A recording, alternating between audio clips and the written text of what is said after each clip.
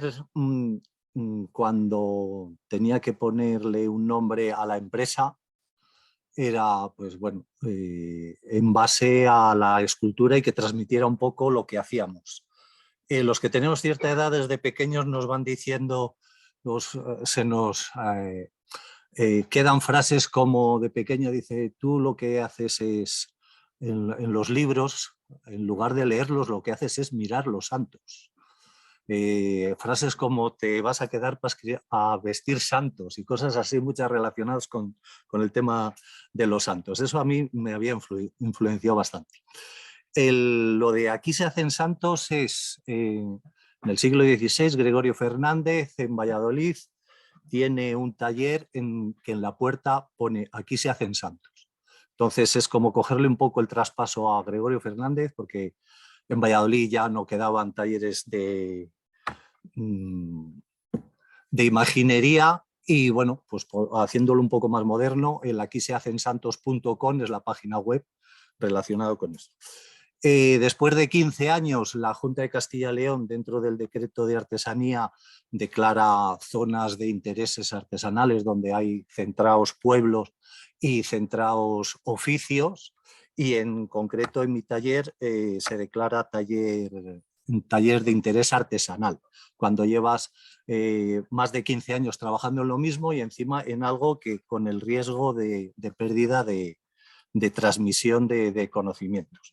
Os voy a contar el proceso tradicional con varias piezas que he hecho, de lo que venía contando, que bueno, nos ha puesto muy al día del proceso de la escultura. Lo que Víctor defiende es lo tradicional. Yo os cuento un poco el proceso de lo tradicional y lo que he avanzado yo con la tecnología, que es como estoy trabajando ahora, que no quita que siga haciendo lo tradicional.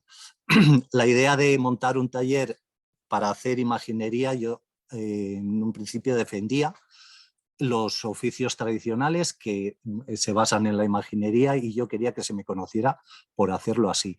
Vais a ver productos, herramientas y demás que están fabricadas y hechas como hace 500 años y el procedimiento tradicional es ese.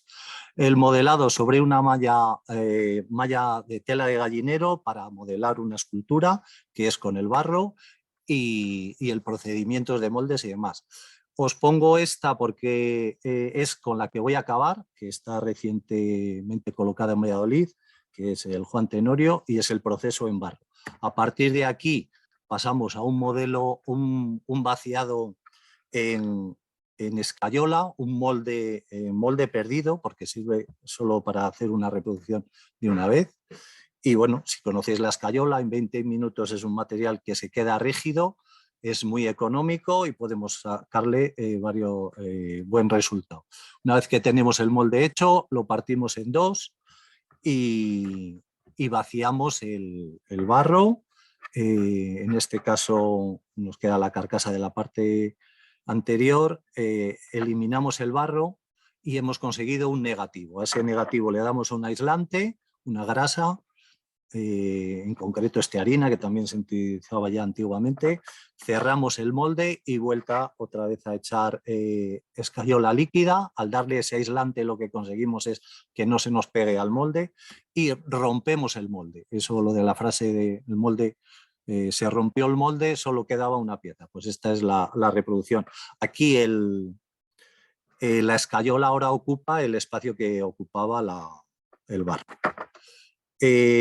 Hago maquetas por el sistema tradicional de modelar en barro, luego pasar a la escayola, y esto también es una maqueta, lo que pasa que a escala 1:1, y de ahí yo, por un procedimiento también tradicional, el sacado de puntos, que ahora lo vemos más adelante. Lo que contábamos aquí, bueno, que cuenta que hay que conocer los materiales y el oficio y demás, que es la base de todo, pues los escultores que se dedican a hacer escultura en bronce no tienen los conocimientos que tiene que tener un imaginero, sobre todo en el material, que en este caso es la madera. En la imaginería entendemos que un imaginero es el que controla 4 oficios, que es el caso, que es mi caso. Yo trabajo solo en el taller y modelo la escultura en barro, hago el molde, es el oficio de escultor. controlo la madera, o sea, tengo bastantes conocimientos de carpintería y de ebanistería, que eso me ha ayudado muchísimo. Sé cómo se puede comportar la madera. Tenemos otro oficio que es el carpintero. Otro que es el modelista, que es el que realiza los moldes. Otro que sería el pintor y otro que sería el dorador. Aquí ya tenemos 5 oficios que están supeditados a la escultura, a la imaginería en concreto, donde se aplican todas esas disciplinas. Colocar madera para construir un bloque no se coloca así aleatoriamente, y tampoco se trabaja el bloque de madera yendo al bosque, cortando un árbol que tenga 2 ramas así y ya tenemos el Cristo. Eso es un error, salvo que alguien en concreto quiera hacerlo así, pero que le va a dar problemas entre grietas, descomposición, malformación de la madera y cosas de esas. Toda la base del conocimiento de la madera en esto de imaginería ayuda bastante. Con pequeños bloques o dentro de la dimensión del modelo que tengo al lado, voy creando el bloque de madera del que vamos a tallar, ya teniendo en cuenta que eso lo vamos a vaciar. La madera es un material vivo y con el tiempo le va a afectar la humedad ambiente, la tensión de la madera, el material que tiene al lado del que vamos a vaciar para evitar tensiones, dilataciones y grietas. Y como veis, yo en un principio trabajo así, un bloque y el modelo al lado, mediante un bastidor. Y bueno, aquí también os cuento que somos tradicionales trabajando, pero sabemos que existe la motosierra. Entonces, con la motosierra pues vas eliminando grandes cantidades de madera que no vas a estar con un esfuerzo manual. La herramienta representativa de la escultura en madera, de la talla en madera, es la gubia, que es como un formón y con diferentes radios con la que vamos trabajando.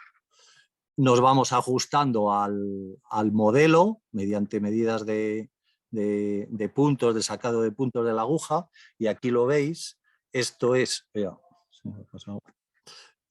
un bastidor con ciertas medidas, metidos los 2 bloques en los 2 modelos, la maqueta y el bloque de madera, y mediante esta aguja de puntos, si la conocéis, pues nos va dando las profundidades, lo que sería pues las 3 dimensiones en el espacio para ir profundizando en la madera y saber el límite de hasta dónde tenemos que llegar.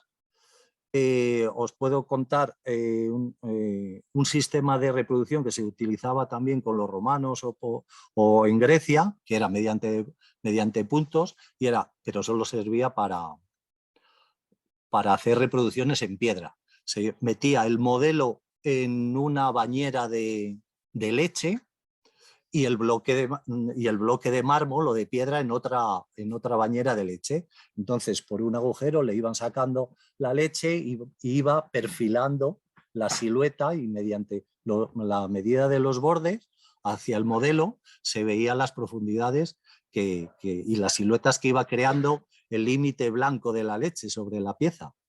Y bueno, son sistemas muy ingeniosos para reproducir. Pues bueno, por aquí vais viendo los puntos que nos sirven de referencia, pues los más importantes en una cabeza, pues los ojos, la nariz y la expresión, que es lo que más se intenta copiar y representar.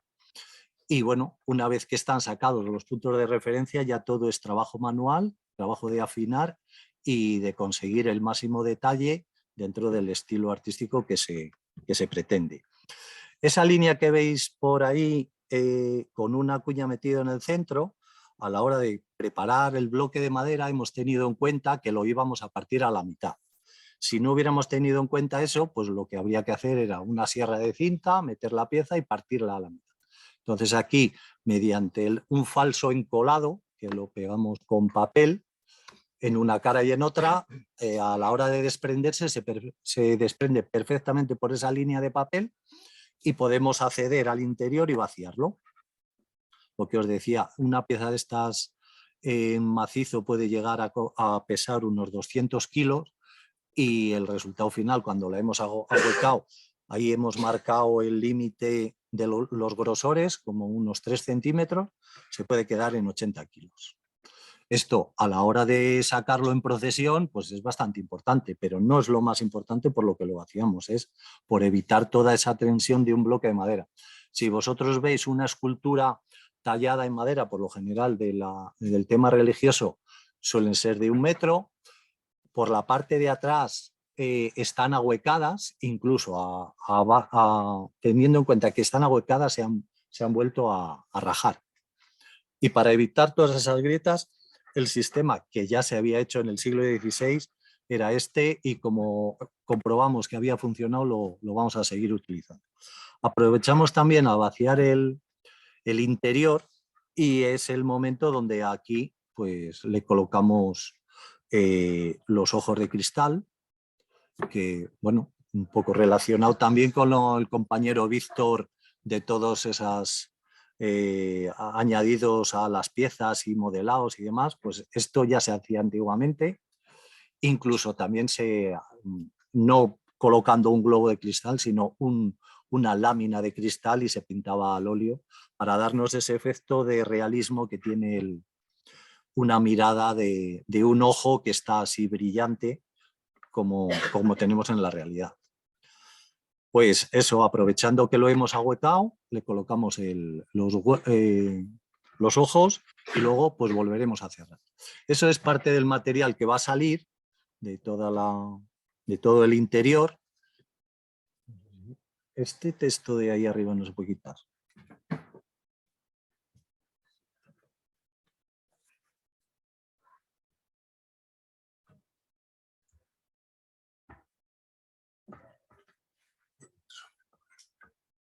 Vale, gracias. Bueno, pues ahí vemos en la proporción, la dimensión y el material que nos sobra. Cualquier parte que se pueda ceder o se tenga en cuenta que se tiene que vaciar, la previsión a la hora de encolarlo es importante, primero para ahorrarte trabajo y seguro para ahorrar material. Veis ahí un brazo incluso también que se puede acceder al interior para que quede lo máximo vaciado. Una vez que hemos vaciado el interior, le quitamos la película esa de papel, que suele ser papel de periódico, desaparece el papel y ya estaría en contacto la madera con la madera. Aquí lo que suelo decir es que lo vamos a cerrar teniendo en cuenta que no se quede nadie dentro. Pues desde aquí se ve el interior, los grosores que ha quedado, y bueno, hemos encolado la parte posterior con la parte anterior, coincidiendo que la línea a la hora de partir la cabeza la habíamos estudiado para que se pudiera acceder a los ojos. A partir de ahí lo que tomamos es tener en cuenta de sacar el máximo detalle, bueno, ya cada escultor dentro de su estilo. Yo lo que siempre he intentado representar es el estilo de la escuela castellana, con maestros como Juan de Juni, Gregorio Fernández, Berruguete, Pedro de Mena y todos estos, que lo que nos decía Víctor, dice que no copiemos, que eso se nota. Entonces lo que se puede, yo en este caso estoy copiando un estilo, son piezas de diseño mío, pero lo que yo sí que digo, que si copias, copia de alguien bueno, no copies de uno malo, porque se va a notar lo malo tuyo más lo malo de él. Si pretendemos copiar, hay que copiar de un maestro. Una parte, no se trabaja de todo de un bloque, hay postizos, piezas añadidas, que por el comportamiento de la madera es obligatorio añadirlos o tener en cuenta la dirección de la veta. En este caso iba a llevar una espada, pues la espada se puede trabajar perfectamente. Siempre aquí con la tranquilidad de que va a llevar policromía, no se van a ver la línea de empalmes, ni la uniformidad del veteado de la madera tiene que ser constante, ni el tono, ni nada de eso. Cuando hacemos una escultura que va a ir en madera vista, eso encarece la creación del bloque, porque tiene que ser más uniforme, y que el veteado y el pulido de la madera que nos va a quedar sea luego todo en general. Esto es una imitación de un banderín, un gallardete, para un Cristo resucitado, y también lo hacemos tallado en madera. Se podría hacer con una tela humedecida, mojada, metida en cola, pero la resistencia no iba a ser la misma, porque en cuanto se desmontara, se iba a apoyar, se iba a romper. Lo de trabajar, que también decía Víctor, dice, desmenuzar la pieza, trabajar con piezas aparte. Pues es lo ideal. En este caso, las manos siempre son más minuciosas, se intenta tener más detalle y demás. Y es muy práctico en una escultura que mide 1,80, 1,90, poderlas desmontar, trabajarlas aparte en el banco de trabajo, por el interior también, si van a ir en una posición que no podrías trabajarlas, también las puedes trabajar. En el caso de escultura que van vestidas, pues es ideal meterle un ensamble para meterlo dentro de la manga y te ahorra muchísimo trabajo y mejoras en calidad. Aquí tenemos la pieza ya totalmente acabada de talla y el siguiente proceso sería la policromía. Lo que comentaba antes, que aquí entraría otro oficio. Antiguamente, en imaginería, y imagino que en otros oficios también, había gremios que eran los que coordinaban y dividían las tareas y los oficios de cada uno. En imaginería, un escultor no podía él policromar sus piezas, se lo tenía que llevar a otro taller que fuera dorador o que fuera pintor. Era como quitarle el trabajo. Siempre estarían coordinados según lo que les costara o según la calidad del trabajo. Os ponía esta diapositiva porque aquí se ve perfectamente una línea de división. Es todo madera de nogal y esta es más compacta, más uniforme, pero va a llevar policromía y no nos importa que haya esa línea ahí. Esta también es en nogal español, lo de conocer los materiales. Lo de americano parece que suena mejor, que es de mejor calidad, pero en este caso no. Como el nogal español o nogal ibérico, que tenemos a Portugal aquí al lado y tienen buenos nogales, es lo ideal es la mejor madera para la talla. Lo que os decía antes, que no va a quedar en madera vista, o sea, va a ir policromado, entonces aprovechamos al 100% todos los bloques de madera. Y esto es, pues bueno, un Cristo yacente para policromar y a tamaño, algo más grande, tamaño natural. No sé si sí que se aprecia bien. La pregunta que siempre suelen hacer, dices, ¿y si te equivocas en algo? Vuelves a repetir. Imaginad que nos hemos pasado en la aleta de la nariz, tendríamos que repetir toda la pieza por sacarla en un bloque. Pues no, se añaden piezas, en este caso la aleta de la nariz había desaparecido material, volvemos a encolar una pieza y ahí también tienes que tener conocimientos a la hora de encolar la pieza de madera, en qué sentido, que sea uniforme y demás, con la tranquilidad que os decía antes de que va a ir policromado y que no se va a notar el empalme. Os pongo esta también porque los trucos para trabajar, dices, bueno, yo tengo que trabajar una boca, una dentadura y una lengua. Cuando esta pieza la he partido a la mitad, yo antes de cerrarla he fabricado una lengua, una dentadura que le he metido por la parte de atrás, la he colocado, he hecho todo el cielo de la boca y parece que un trabajo muy, muy laborioso cuando me he ahorrado mucho al poder acceder desde el interior. Truquillos y situaciones que se te dan que te facilitan el trabajo. Dentro de estos temas de escultura, se podía hacer mucho postizo, como os decía antes, pero en este caso, pues bueno, vamos a trabajar un poco más y nos vamos a hacer la soga también de madera. Pues yo creo que ya es soberbia artística de decir, venga, ¿qué necesidad había? Pero un poco entre soberbia y otro va a decir, joder, no voy a, que no piensen que soy un vago, que me lo curro. ¿Mm? Y bueno, por aquí veis las piezas, la cantidad de piezas que se pueden añadir a todo esto. Lo que comentábamos antes, una pieza que va en madera vista, que el encargo es así, no quieren policromía, entonces tienes que cuidar, por lo menos en la cara, que no te coincidan los veteados simulando un poco las ojeras, que te puede parecer una imagen triste o que aparezca una veta de resina o algo así. Esto era madera de nogal con cera virgen.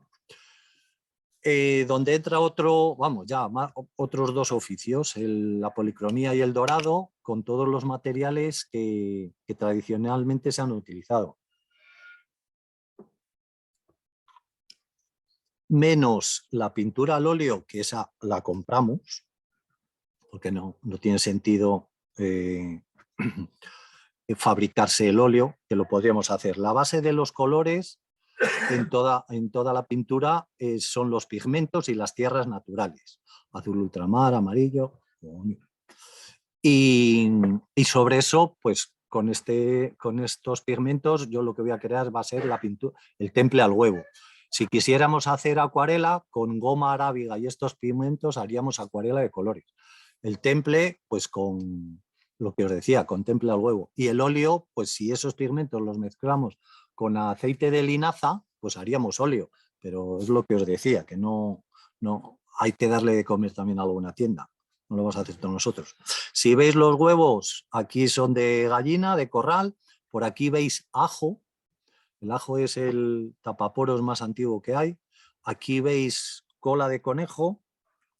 El adhesivo que han utilizado, lo que siempre se ha conocido como cola de carpintero, que ahora se conoce la cola blanca, que es un acetato de polivinilo, que es lo que conocemos como cola de carpintero. La cola de carpintero es esto, gelatina de la piel de los conejos al baño María, y se consigue un adhesivo que es con lo que siempre se han pegado los muebles y toda la madera. Por aquí vemos goma laca también, que es unas escamas que salen de un insecto que se cría en un árbol de la India. Eso se disuelve en alcohol y es el barniz que más se ha utilizado durante toda la historia. Madera de pino en este caso, pan de oro y lino, que ahora veis también en qué lo aplicamos. El ajo, lo que os decía, un tapaporos ideal para proteger la madera, frotando el liquidillo que sale de cada diente, lo frotamos y veis esa tonalidad amarillenta.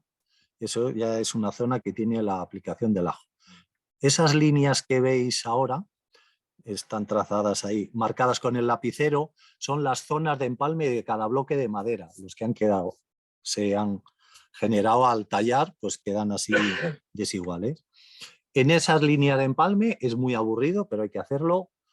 Ponemos una tira de lino mezclada con cola de conejo. Lo que hacemos es amortiguar la dilatación que con el tiempo va a tener la madera, que van a ser micras, pero no es por la madera, es por la capa que viene posterior, que va a ser de yeso. Si no aplicáramos esa tela de lino, con el tiempo se notarían, rompería el yeso y se notarían todos los empalmes. Y aquí es la preparación que podemos comparar, no comparar, es la real, o sea, es como un lienzo en blanco que tiene un pintor. Es el yeso mezclado con cola de conejo sobre una tela de lino. Y ahí lo tenemos preparado ya para aplicar el temple al huevo. Todo eso al baño María, claro, la cola de conejo tiene que ir en caliente.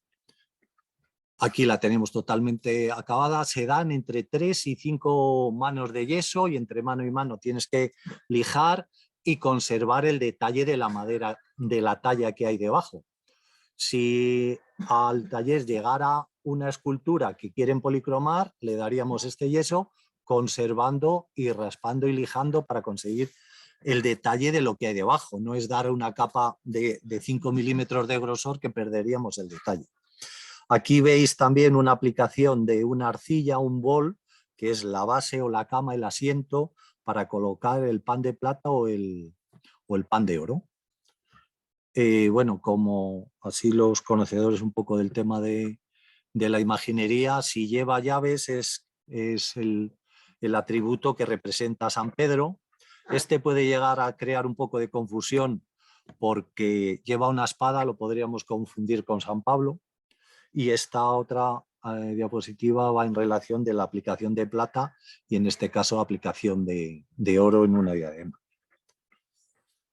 La policromía, pues otra cosa un truco que tenemos que tener en cuenta, por ejemplo, a una una escultura que va vestida, pues primero le pintamos la ropa y luego le pintamos la cara, porque si llevara una camisa blanca y lo hubiéramos pintado antes, cuando nosotros lo pintamos y al lado de algo blanco le va a hacer más moreno. Si lleva un ropaje oscuro, al lado de una tez pues más clara le va a hacer más pálido. Entonces, esos truquillos para controlar las tonalidades y efectos de policromía. El temple al huevo, o sea, esos pigmentos que habéis visto hidratados con agua y mezclados con la yema del huevo. Comprobado que desde los egipcios, que es de la policromía más resistente que se ha comprobado siempre que esté en interiores. Pues para que no quede muy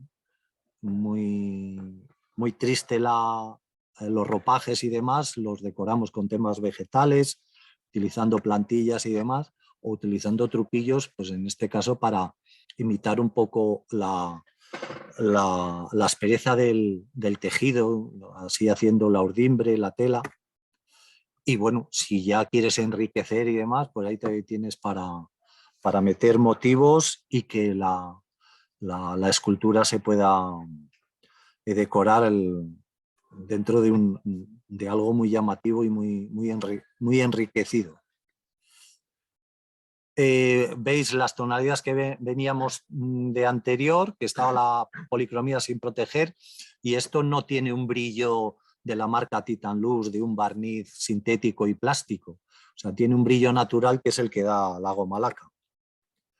Y la utilización de la pintura al óleo en las carnaciones es porque es la técnica con la que más tonalidad se puede conseguir imitar el color carne.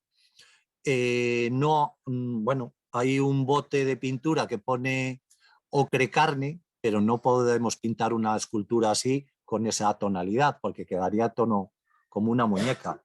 Entonces, conocimiento sobre pintura al óleo y mezclas de colores y tonalidades, pues incluso para un color carne, una imitación de la piel, podríamos utilizar muchísimos colores, entre blanco de zinc, azul ultramar, rojo amarillo, rojo cambio, rojo vermellón, tierra sombra tostada, casi toda la gama de colores que hay en el óleo utilizados para imitar eso. El ejemplo es, aquí veis, estamos intentando un poco imitar las venas con ese tono azul. Y bueno, aquí lo veis pálido y luego al final le acabamos de dar una goma laca y una pátina para integrarlo dentro de las procesiones o dentro de la situación que va a llevar cada imagen. Si va en un retablo del siglo XVII no podemos tener una escultura tan limpia, tan nuevita y tan colorida como nos queda según la hemos pintado. La vamos a envejecer, le vamos a dar unas pátinas para incluirla, para que se incluya dentro de las tonalidades y del estilo que es. Este es el caso de la Virgen de San Lorenzo, la patrona de Valladolid, y es una réplica de la original, entonces tenemos que imitar esa. Y luego todo este tipo de esculturas que van en una procesión que sale el Viernes Santo en Valladolid, cuando delante va una escultura de Juan de Junio, de Gregorio Fernández, no puede desentonar ni con el estilo ni con las policromías. Deciros que en Valladolid, quitando este año, que ya han incorporado un romano a las procesiones, hasta ahora no había romanos en las escenas de la Pasión de Cristo, eran las representaciones de soldados del siglo XVI, que es cuando se empezó a hacer toda la imaginería procesional para la ciudad de Valladolid y para Castilla. Andaban con estas indumentarias y esos ropajes que están copiados de los de la época. La escultura que habéis visto antes en yeso y en escayola, y esta os pongo un poco para deciros que si el fotógrafo es bueno, parece una escultura totalmente diferente.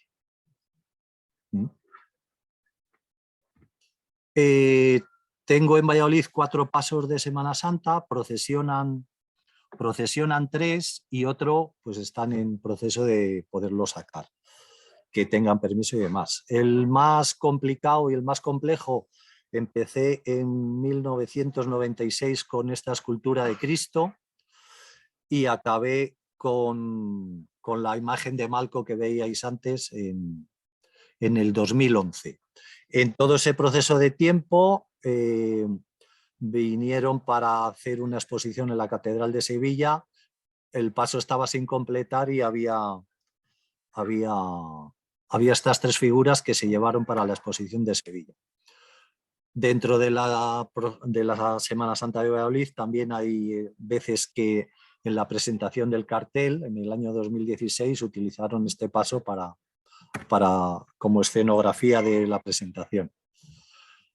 El paso de la oración del huerto con un ángel muy elaborado con plumas y temas pictóricos ahí para los ropajes.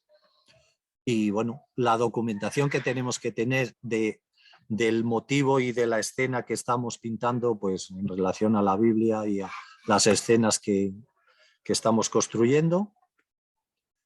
Y bueno, incluso más técnicas pues aquí, pues de trampantojos, imitación de piedras y mármoles que nos sirven mucho para decoración y demás. Un Cristo resucitado para las cofradías de Soria, y me comparaba yo cuando contaba a Víctor de su imagen grandísima en la Plaza Mayor de Valencia, pues en la Plaza Mayor de Soria, el Cristo resucitado en el Domingo de Resurrección aparece por una calle y la Virgen de la Alegría aparece por otra, y las 2 esculturas son mías. Entonces en ese me sentía yo un poco comparándome a Víctor. Bueno, lo del sueño del artista a día de hoy, pues bueno, el segundo encargo que yo tuve, que fue por lo que me he dedicado a esto, fue un paso de Semana Santa para Valladolid, que yo cuando me llaman para eso no sabía si era capaz de hacerlo o no. Y a todo hay que decir que sí, dije que sí. Situaciones llamativas de escultura religiosa, la Fundación Siglo de Oro, que hacen obras de teatro en Madrid, en teatros y demás, viene al Museo de Escultura de Valladolid a pedir un Cristo del siglo XVI para hacer una representación de una obra de teatro. Le dicen en el Museo de Escultura que si se creen ellos que está el museo para hacer préstamos de ese tipo, y les dieron mi teléfono y me llamaron para que les hiciera un Cristo. Les hacía falta el Cristo solo para un mes, yo no lo tenía sin acabar, se lo acabé, se lo alquilé durante ese mes y lo sigo teniendo en el taller. O sea que también podemos... lo del alquiler es un poco de decir, a la hora de desprenderte de la pieza, dices, bueno, sé que está en una iglesia, la puedo ir a ver, pero cuando es un encargo particular, pues o se va fuera, ya no lo vuelves a ver. Esto es algo también llamativo, un Cristo que aparece en un cuartel de Burgos, que es un Ecce Homo, que no estaba diseñado para procesionar, entonces quieren procesionarlo en el Palacio Real en Valladolid, y dice, pues le vamos a añadir unas piernas. Pues bueno, para que no se notara mucho, porque no se puede manipular ni incorporar piezas añadidas a patrimonio nacional, que es en este caso esa pieza, entonces se decide colocarle unas piernas, que se coloque la pieza sin ninguna alteración de la pieza original. Para que no se notara el empalme, se decide hacer un manto y el resultado final es ese, el cartel de Semana Santa del 2020 saliendo en procesión. La escultura no me la dejan llevar a casa para tomar al taller, para tomar medidas y demás, entonces me toca ir bastantes veces a hacer las pruebas al Palacio Real y bueno, entre eso aparece alguna foto ahí en el traslado. Y lo que os decía, la foto de un buen fotógrafo, lo que hace. Más elementos relacionados con la madera, con la talla en madera y decorativos para procesiones, pues son cruces guías. Te enteras mucho de la tradición que estamos siguiendo, se sigue manteniendo. Cuando a mí me encargan para la Cofradía de las 7 Palabras de León, una cruz de difuntos que yo no sabía lo que era, y es que esa cruz la va a llevar un familiar cofrade de alguien que ha fallecido ese año, y dices, pues bueno, no es que se peguen por llevarla. Y bueno, también aprovechar otra cruz guía, que es la que abre la procesión, y esta cofradía procesiona a un Cristo de Gregorio Fernández. Entonces me dicen, haznos una réplica a tamaño, a escala, para hacerlo ahí. Entonces a mí ahí me encargan hacer una reproducción de Gregorio Fernández, que es de donde más puedes aprender, o de Juan de Juni, como decía antes. Solo de copiar de esos es increíble, y que te den la opción de que siga saliendo en procesión. Siguiendo el mismo proceso de escultor, un modelado en barro de un busto. Narciso Alonso Cortés es un estudioso de la obra de José Zorrilla en Valladolid, y es el promotor de que se haga la casa museo en Valladolid, de esa casa, de ese museo. Y hace unos años le hicieron una escultura, el presupuesto no les llegaba para hacerlo en bronce, y lo hicimos en piedra artificial. Dentro del tema de escultura, el modelar en barro y fundir, hacer moldes y demás es de lo más normal. O sea, son técnicas que tenemos que conocer. Lo que os decía al principio, que un escultor que se dedica solo a hacer reproducciones en bronce, o que sus esculturas se reproducen en bronce, no conoce otra técnica nada más que el modelado, el vaciado, que en este caso lo hace la fundición, y el fundido, que también lo hace la fundición. Se puede tener un poco más de implicación en la escultura cuando el propio autor le da la pátina y el acabado, o algún repaso en la cera, pero por lo general los escultores en bronce le dejan el modelo en barro, la fundición hace los moldes, acaba la pátina, y el escultor, vamos el día de la inauguración y no hemos participado nada más que en la creación, no en todo el proceso de modelado y cosas de esas. Os pongo esta foto porque es la placa que va en bronce debajo de la escultura anterior, y que, bueno, dentro de los medios que tenemos, esto lo hemos hecho en el centro en Ciarcal, en Valladolid, con el profesor de fundición. La placa la mandamos fresar y nos la fresaron en metacrilato. Hicimos una reproducción en arena, y ahí le echamos el caldo, el líquido fundido, y nos salió esta reproducción de la pieza en bronce, que es la que lleva sobre el pedestal. Por el mismo procedimiento de moldes, modelé una escultura de una virgen, una réplica un poco interpretada, de una escultura que está en un convento del siglo XII, y yo tengo una escultura en el siglo XII, en concreto en Carrizo de la Ribera, en León, de esa imagen que tenían en piedra muy deteriorada. Yo la modelé y saqué una reproducción, y la original está dentro del convento para que no se siguiera deteriorando. Y ese es el modelo de la pieza, que es como una imitación de piedra artificial. Esto es un encargo muy llamativo que me hacen de un San Andrés. El San Andrés está vivo todavía, porque es una reproducción, vamos, la cabeza de un chico que le dijeron que por ciertos motivos que le iban a hacer una escultura de un santo con su retrato. Por el procedimiento tradicional de hacer un boceto, me dieron unas fotos, modelé la cabeza al tamaño que quería, y el resultado fue este.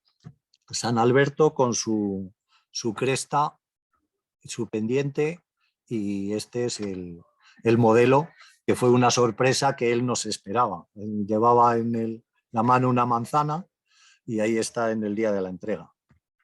De haberlo conocido en esta época, hubiéramos trabajado como os voy a contar ahora más adelante. Entonces, una situación que se ha dado de, bueno, perder totalmente, parcialmente, una escultura, y llegar al taller en estas condiciones y salir, pues, como lo recordaban los viejos del lugar. pues relacionado con la Semana Santa, con la carpintería, la ebanistería y el material, pues perfectamente podemos hacer en el taller carrozas, andas, tronos, incluso policromadas, con temas alegóricos a la cofradía o al paso que se procesiona. Y otra disciplina por donde nos desviamos que surgen pues como consecuencia del material que utilizamos. Para mí, un luthier es Dios trabajando la madera, porque que a la madera le saquen sonidos y que suenen bien, eso lleva para mí, yo como no tengo sentido del ritmo, o sea, para mí es imposible. Yo os podría hacer un violín muy bonito, pero sonaría a rayos posiblemente. Entonces, en colaboración con un taller de Béjar, él me encarga lo que el cliente le transmite, que quiere en concreto un pirata, una musa, una diosa celta, esta musa ahí con los ojos entrecerrados más bien, como que está escuchando la música que sale de la viola en este caso. Esta era una diosa celta con unas trenzas y una corona. Y pues es otro mundo donde la imaginería, la escultura en madera y bueno, el resultado final es increíble. Encargos raros, pues un trofeo para un concurso internacional de magia que hay en Valladolid, y me encargan el trofeo que es el oráculo de oro. Pues esta pieza mide 1,50, es una bola del mundo que va totalmente dorada, con una pieza enraizada que agarra esa, y este es el trofeo en pequeño que todos los años tengo que hacerles dos. O sea, es un trabajo como con el tiempo. Dentro de lo tradicional también, la heráldica, pues un día se acerca por el taller el marqués de Quirós, de Asturias, y me carga para su palacete en Nueva Llanes, en Asturias, su escudo de armas. Que sepáis que en Asturias hay una frase que es: después de Dios, el marqués de Quirós. Un personaje muy majete, por cierto. Seguimos con escudos. Otro caso es el escudo de armas del Alcázar de Segovia.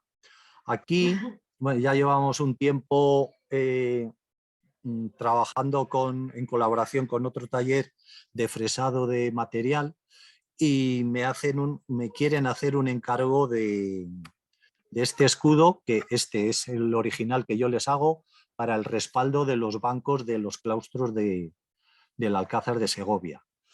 Y me dice: haznos un modelo y queremos luego hacer 25 reproducciones en poliéster. Y les digo: bueno, yo os hago el modelo, de ahí podéis hacer lo que queráis, pero os ofrezco hacer las reproducciones de los 25 en madera de nogal español. Y no sabían qué. Dice: es que es poco tiempo y no nos va a dar tiempo. Digo: sí que nos va a dar tiempo. Entonces escaneamos ese original que yo he hecho. Este es el brazo articulado de 5 o 6 ejes, incluso de 8, porque tiene la mesa de abajo que gira en redondo como un torno y se puede inclinar. Entonces esa broca perfectamente puede llegar a todos los recovecos. Lo poníamos en planchas de 9 unidades y va fresando una a una. Pero bueno, el resultado final es increíble, porque yo no hubiera acabado todavía. Os enseño cómo los deja y cómo los acabo yo. Esta es la pieza con este acabado áspero, que en China le pasarían la lija o ni le pasarían la lija y nos podrían hacer 5.000 millones de piezas de estas y vendérnoslas a 5 céntimos. Aquí, como el pedido era de 25, ha salido un poco más caro.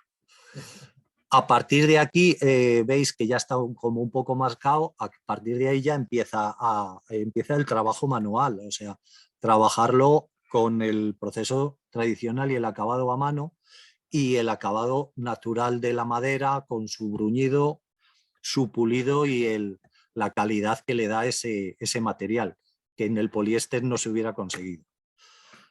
El resultado final, pues un trabajo en serie que no es nada agradecido, solamente fue agradecido económicamente, pero bueno, es un trabajo que gracias a esa maquinaria hemos conseguido hacer con el acabado manual.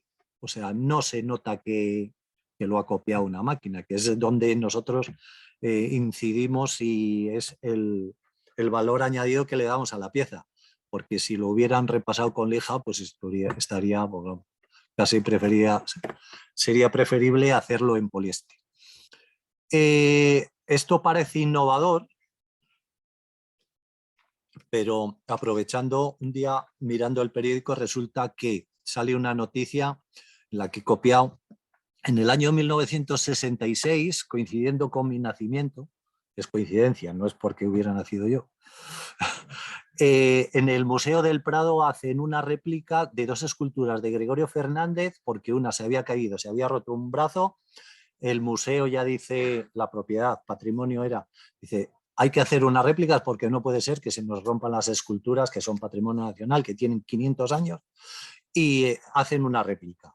En 2 meses, el artículo cuenta que en 2 meses hicieron 2 copias exactas de esas imágenes y las procesionaron ese año.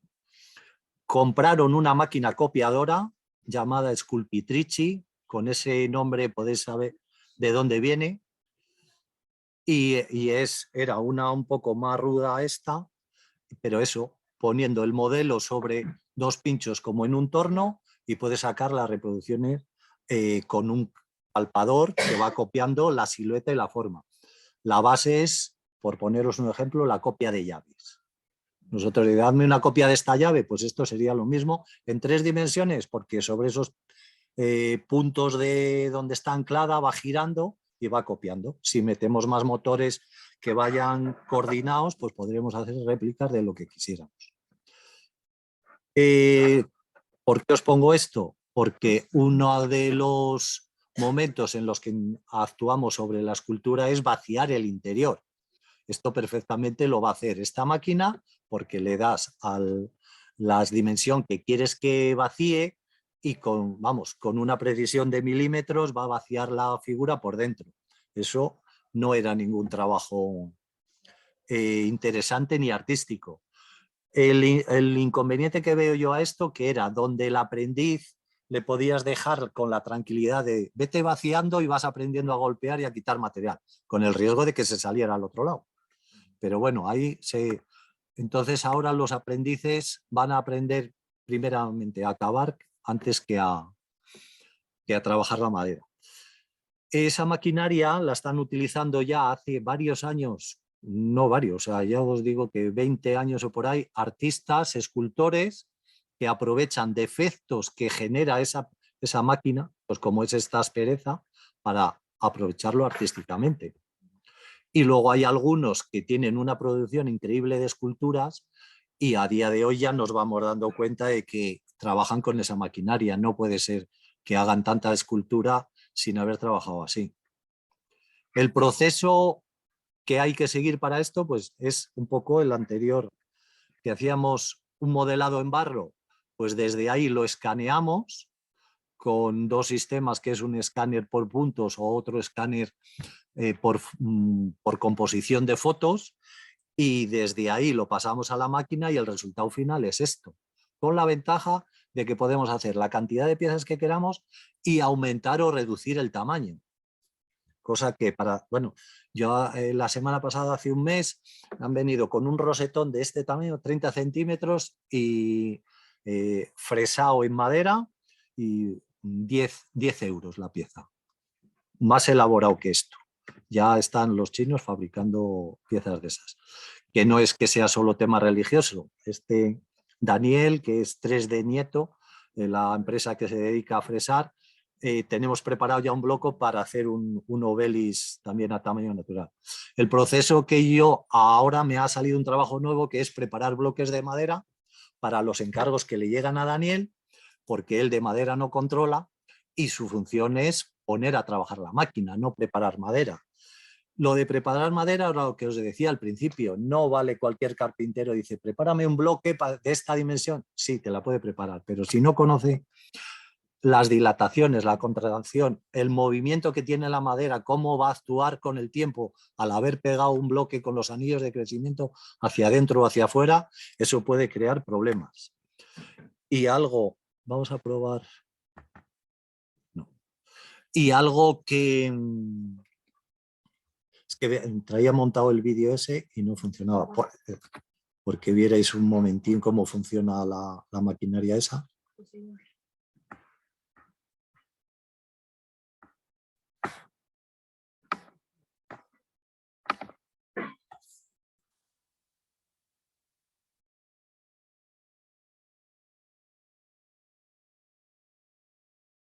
Esta escultura está hecha para Madrid, el encargo fue en mayo y la entregamos en julio, principios de julio. Corría prisa, yo a Madrid no he ido, el cura me dijo que si podía hacerla que pesara poco y yo le dije que iba a pesar entre 20 y 22 kilos, o sea, una cantidad de datos que le puedes dar sin haberlo hecho. Entonces la situación fue que el cura me contacta, me dice, ¿puedes hacer esto? Digo, sí. ¿En qué dimensiones? Dice, igual, que pese lo menos posible. Digo, va a pesar esto. Digo, ¿dónde está? Está en Getafe. Vale, se va a pasar un chico con un escáner, va a hacer un escaneado de la escultura y le va a mandar el archivo a Daniel, que está en un pueblo de Palencia. Daniel me manda a mí los datos de los bloques que yo tengo que construir y lo que os digo, que este ya lo podemos cerrar ahí, ¿no? Y eso, en junio se pasó el cura a buscar la escultura totalmente acabada, con la ventaja, no llevaba policromía, entonces iba acabada en cera. Y ahí veis todo el proceso de toda la escultura. El modelo era este, el escaneado es este, que os he puesto este en concreto porque podíamos haberle dicho, oye, ¿quieres que pongamos el niño al otro lado? Con darle un botón se pasa el niño al otro lado. Esta es la visión en la pantalla del ordenador y esto el despiece a la hora de fabricar la pieza. Y esto, pues bueno, el vídeo que acabáis de visto. Yo le decía al cura que esta virgen con el niño le hemos hecho una secuencia más adelantada, porque en ese el niño no estaba besando a la virgen y aquí ya la está besando. Se nos movió un poco el niño y ya tocaba. Vale, la máquina esta funciona muy bien, te puede hacer las dimensiones que quieras y se nos da la situación que se le afloja la broca, está la pieza casi acabada y prepara un destrozo increíble. Esta pieza no iba a ir policromada, va en madera vista.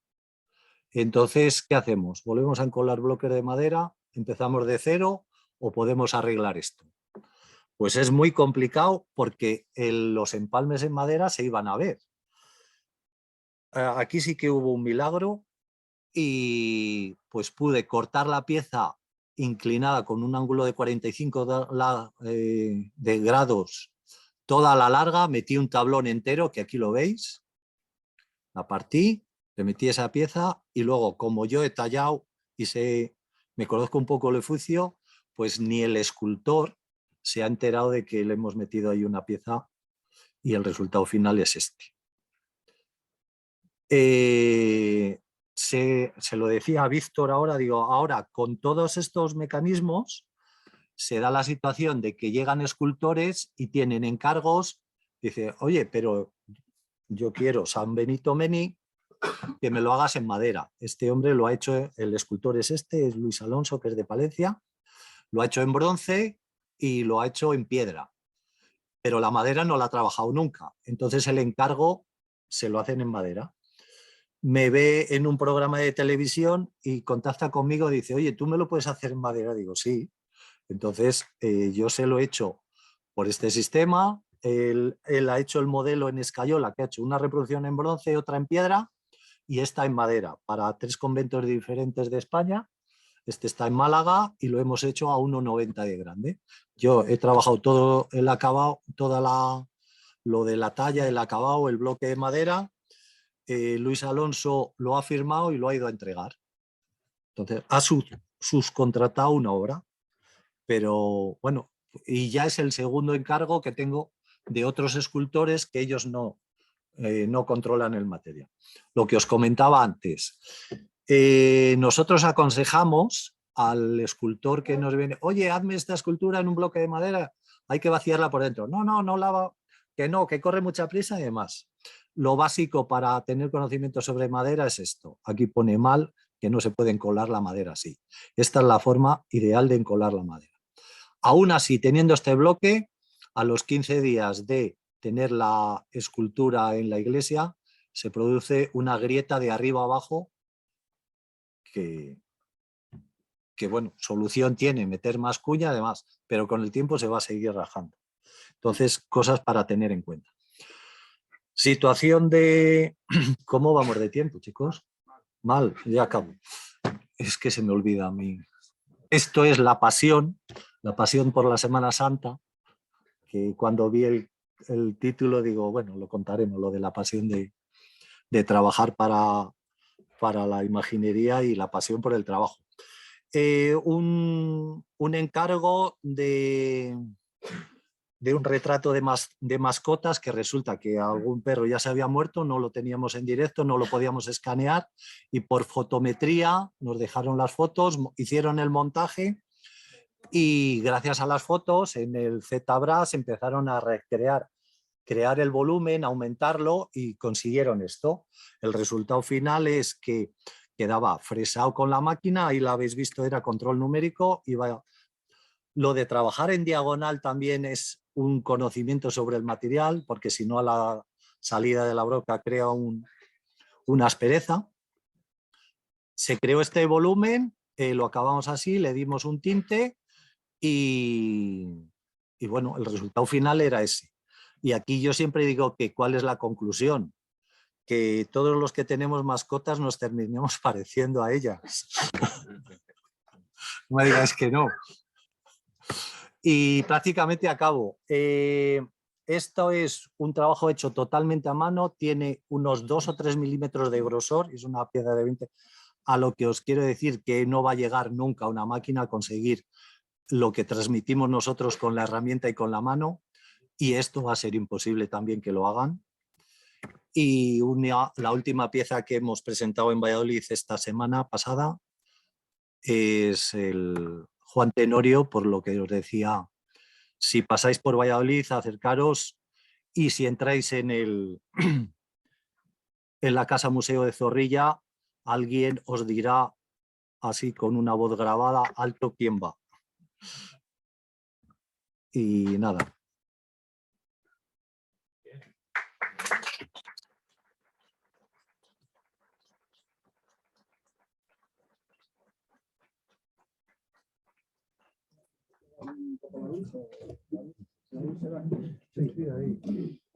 Si tenéis alguna preguntilla y tenemos tiempo, encantado de contestaros. He traído una pieza que habéis visto en la proyección de, si le dais la vuelta por detrás se ve cómo está hueca y los ojos de cristal, y mi maletín así de herramienta tan tradicional y tan animal, porque está muchas herramientas y muchos productos hechos con partes de animales, como sería el cuero para la paleta el pomazón del dorador, los pinceles hechos con caña, el cañón de una pluma de cigüeña, el pelo de la oreja de buey, que hay alguien por ahí que se dedica a cortarle los pelos a las orejas de los bueyes para hacer pinceles, pelos de liebre para pintar también, bueno, lo que decía la cola de conejo y bueno, incluso piel de tiburón y como lija y cosas tan tradicionales que en la época de Gregorio Fernández del siglo XVI no había droguerías ni tiendas de pintura para comprar todas esas herramientas y pigmentos. podéis acercar ahora cuando terminemos, podéis verlo, también tiene una paleta de policromía, he visto ahí, ¿no? Sí, del proceso de todos los pasos, desde la madera, el yeso, el pan de oro, el bol y la técnica del estofado y demás. No sé si tenéis alguna pregunta. Bueno, pues yo creo que has quedado muy claro la importancia que están teniendo las herramientas digitales, incluso en oficios muy, muy tradicionales, como que hace Miguel Ángel, que al final se mantiene desde hace 5 siglos, y cómo las herramientas digitales no vienen a eliminar parte de los procesos, sino vienen a ayudar eliminando sobre todo mucho coste de mano de obra que no genera valor añadido, ¿no? Porque al final el valor añadido son los últimos acabados. Y trabajos forzosos y poco agraciados. Y que realmente era el proceso que se hacía incluso a la época de Juan de Juni, ¿no? Porque había mucha gente trabajando que simplemente se dedicaba a desbastar o hacer sí, pues los aprendices y oficiales hacían trabajos menos finos y el maestro, el profesional, era el que acababa la pieza. Entonces ahora se nos da el caso, el inconveniente que os decía antes, que era que en esos procesos iniciales eran los aprendices cuando llegaban a conseguir una maestría. Entonces ahora ese paso se va a perder y hay que aprender a ir a la calidad y al buen hacer del final de la pieza. Pues si no tenéis ninguna pregunta, pues muchas gracias, Miguel Ángel. Gracias a vosotros.